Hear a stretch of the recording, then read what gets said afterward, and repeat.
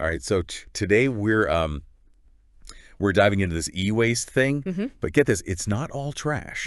This article from Mend It, Australia, it's got a twist. Okay. It's about the stuff that shouldn't be waste. Right. Like perfectly good electronics or even stuff that could be fixed up easily, but people are chucking it out.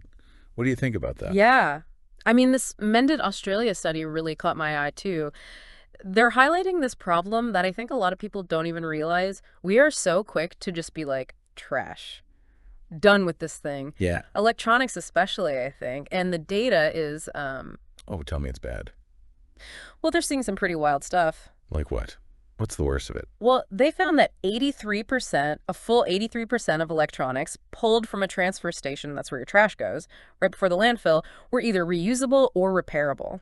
83%. That's insane. I know. It's hard to wrap your head around. It really makes you think twice about what we're throwing away. Totally. It challenges like all of our assumptions. I think we just assume this stuff is broken beyond repair or that it's going to be properly recycled. Right. But this study really just throws that out the window with hard data. Love it when they bring the receipts. Right. So they're digging through these piles of what I think most people would say is just garbage. Yeah. Yeah. What kind of treasures are they finding in there? It's not ancient relics or anything. Okay. The article actually shows a photo and there's a flat screen TV, No way. a humidifier, things you or I might actually use. Totally. And they even talked about finding like sourcing missing cords and remote. Oh, that's awesome. Imagine your old TV coming back from the dead with just a new power cord. Talk about giving something a second life. I love that. Uh. But this isn't just about rescuing old gadgets, though, right? This article also mentions right to repair legislation. What is that?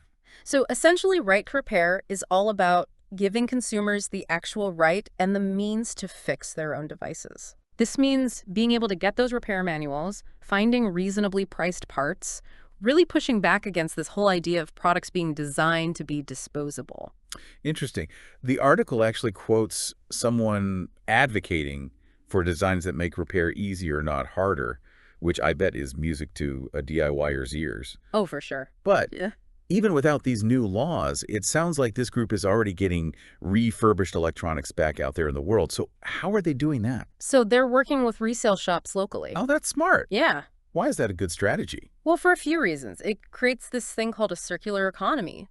So they're keeping these items out of landfills, and they're also making them more accessible to people who, maybe can't afford to just buy brand new all the time. Right. And on top of that, it creates jobs and supports local communities. It's really a win-win. I like that a lot. So we're seeing a group of people taking a very hands-on approach to solving what feels like this massive, overwhelming problem. Yeah. It's really cool to see that even small actions can have a big impact. For sure. And it kind of circles back to that right to repair idea. It's not just about knowing how to, use a screwdriver. It's about having the choice as a consumer to fix something instead of just automatically replacing it. Right. It's about pushing back against this disposable culture. It's funny you should mention that whole disposable culture thing because Yeah. it's kind of like we're programmed to just think, ooh, it's broken, got to get a new one. Right. Especially with electronics. But that's what right to repair is trying to change. Right? 100%. And it's not just about us, the consumers. Think about like small repair shops, right? Oh, yeah. If they can't get parts, if they can't get the information they need to fix things, Right. they're totally screwed. But right to repair, it's like it levels the playing field, Makes sense. encourages some healthy competition, could even be good for local economies, Totally. And we can't forget about, like, the environmental impact here. Huge. Every gadget, every device that gets fixed instead of trashed, that's a win for the planet, right? Speaking of, the article mentions Dyson vacuums. Anything interesting about those? Yeah, it sounds like they got like 3 donated Dysons to check out, and I'm guessing they hit some snags with the design that made them a pain to fix. Really? Which just kind of proves their point about why right to repair matters. It does make you wonder, like, do some companies actually make this stuff hard to fix on purpose? Right. So we keep buying new stuff. Feels a little conspiracy theory-ish, but Yeah. makes you think. It's definitely a conversation that's happening more and more these days, and it's for good reason. Right. This study is just one small piece of a very big puzzle, but it's like, they've got the data now, you know what I mean? Yeah, Yeah. it's not just an idea. Okay, so we talked about the problem. Mountains of perfectly good electronics in landfills. We talked about some fixes, right to repair, circular economy, all that. Right. What's the big takeaway for someone listening right now? What should they do? I think the biggest thing is realizing we have more power than we think, you know? Okay. Supporting this right to repair thing, it's not about being a handyman. Right. It's about having the choice as a consumer to fix something instead of just tossing it. I like that. It's Yeah. making a statement. Yeah. Like, Yeah. I'm choosing to repair this, even if it's just taking your busted toaster to like a fix-it event instead of trashing it. Right. Baby steps. It all adds up. Every little thing adds up. Exactly. So in the article, they mentioned something called Fix It Project 2024.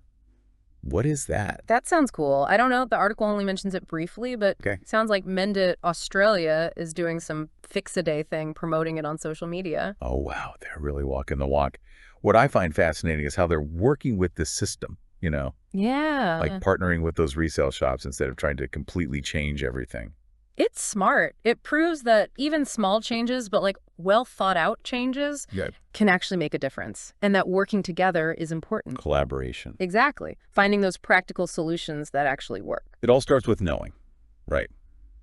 I'll be honest. Before reading this, Yeah. I wouldn't have even thought twice about throwing out a broken appliance. But now, I'm looking at everything differently. I know. Like, can this be saved? Can this be fixed? Right. That's the power of information. It lets us Yeah. make better decisions. Imagine if everyone listening to this right now Right. started making those small changes. That would be huge. The article also mentioned something about e-waste being downcycled. What does that even mean? It sounds kind of ominous. Like it's not real recycling. Yeah, you're right on the money. Downcycling basically means breaking something down into like lower quality materials Yeah. when it can't be repaired or reused anymore. Yep. It's like a last resort. So better than nothing, but not great. Exactly. It's still a loss. You're Yeah. losing resources, value. The real goal should be to keep this stuff working as long as possible. Right? Makes sense. Mm-hmm. So that's why we're talking about repair, reuse, all that. Exactly. It's crazy how ingrained this whole disposable thing is. Like, I even saw this comment on LinkedIn. Someone found a perfectly good air fryer just sitting on the curb. Wow. It blows my mind. Yeah. People are so quick to just toss stuff out. It's the world we live in, right? Okay. Consumerism. But it also kind of creates this cool opportunity. Oh, so? Well, if people are giving away stuff that works perfectly fine, imagine what else is out there. It's like a secret stash of hidden treasures. Yeah. Just need a little TLC. Right. Makes you think twice about always buying new. Totally. So this article, it's in a call to action, right? Yeah. Rethink how we buy stuff, use stuff, look at the alternatives. Repair, reuse, buy secondhand. It all makes a difference. And of course, support groups like Mend It Australia, they're the ones doing the hard work. Absolutely. They're a great example of what can happen when you get the community involved, use data to make a point, and they're actually promoting a healthier way to deal with electronics. Love their passion, their dedication. So inspiring. So someone's listening, feeling inspired. What's one thing they can do right now to make a difference? Oh, that's easy. Next time your gadget's on its last legs, don't just chuck it in the trash. Okay. Do a little research. Maybe it can be fixed. Maybe you can donate it. Some places have those community repair events. You could learn how to fix it yourself. There you go. Easy peasy. Yeah. This whole deep dive has been seriously eye-opening. It has. It's amazing what you can learn when you actually look into something, We just take e-waste for granted. Absolutely. It reminds us that knowledge is power. Even with these huge, overwhelming problems, there's always hope. There are things we can do on our own and together to make things better. So well said. This has been fantastic. Thanks for joining me and sharing your expertise. My pleasure. Happy to talk about this stuff anytime. And to everyone listening, thanks for coming on this journey with us. Hopefully, you're thinking differently about e-waste now, and you'll explore all the ways you can be part of the solution. Until next time, keep learning, keep asking questions, and let's keep those electronics out of the landfill.